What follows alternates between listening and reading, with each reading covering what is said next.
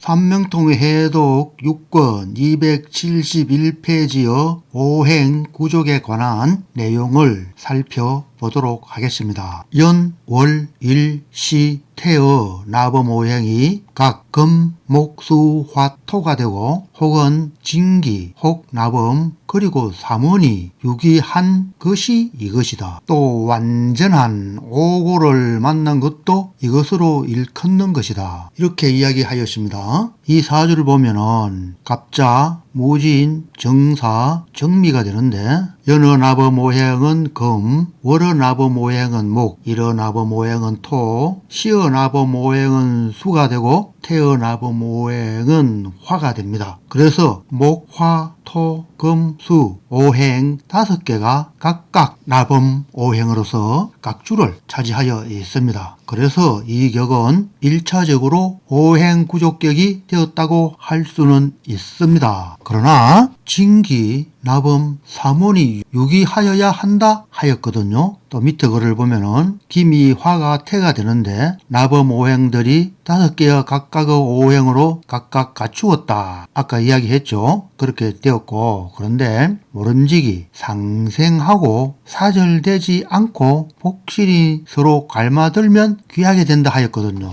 이 사주에서 보면은 간목의 천을기인이 미토로서 시지에 있죠. 그래서 복신 한 개는 갈마들게 되었습니다. 그렇지만 모름지기 상생하고 사절되지 않아야 한다 했는데 이 말은 나범오행을 두고 한 말입니다. 여는 나범오행금이 자기 자리에 무엇이 있나 자수가 있잖아요. 금액의 자수는 사지가 되죠. 상생이나 생지가 되지 못하였어요. 사절이 되지 않아야 했는데 사절되었어요. 토도 마찬가지로 사화를 자했는데 나범오행에서 토의 생지는 신이 됩니다. 수의 생왕고 사절과 동일하게 되기 때문에 토 또한 사화는 절지가 되죠. 그래서 이 사주는 5개의 나범오행은 갖추었지만 상생하지 않고 사절지가 되었죠. 즉 자절, 자사가 된 것입니다. 그리고 구원이 없으면 격에 들지 못한다. 구원이 결국은 원령에서 구원을 받아야 되는데 원령의 진토로서 또한 구원을 받을 수 없는 그러한 사주가 되어서 엄밀하게는 오행구족이 된 사주라고 할 수는 없을 것입니다. 다음에 예시되어 있는 사주를 또 보겠습니다. 호중자가 이르기를 오행구족은 태를 논하지 않고 당생의 진기를 취하여 업문하게 되어야 한다 하였습니다. 무릇 진기는 곧 당년의 주가 되어야 하고 태어러 나범은 그릇된 것이다. 이치를 모르는 자가 보탠 것이다. 이렇게 하였습니다. 앞장에서 이야기한 자절, 자생, 자사 이러한 것보다는 월을 기준으로 해서 생지나 왕지나 걸록지가 되어야지만 그렇게 되어야지만 오행구족격이 된다는 것입니다. 앞의 내용과는 살짝 차이가 있죠. 그리고 여기에서도 태는 논하지 않는다 했습니다. 앞의 내용에서는 논하여야 한다 했는데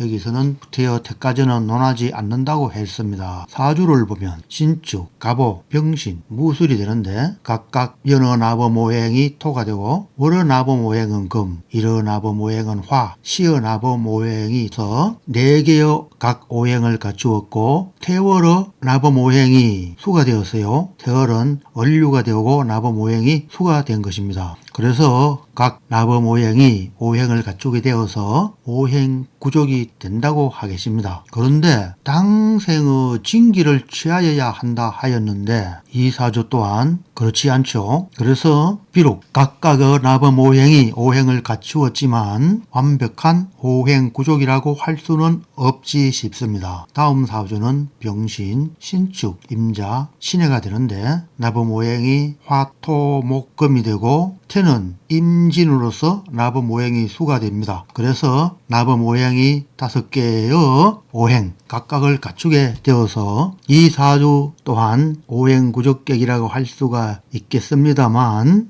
역시 자생 되지 않고 자사, 좌절된 곳이 많아서 완벽한 오행구족격이라고 할 수는 없습니다. 이렇게 살펴보니까니 오행구족은 5개의 나범오행을 갖춘 것만으로도 상당히 힘드는데 과연 앞에서 이야기한 상생 그리고 사절되지 않고 좌절되지 않고 자생자왕한 그런 사주가 과연 있을까요? 없지 싶습니다. 찾기가 하늘의 별 따기만큼 어렵지 않나 하는 바입니다.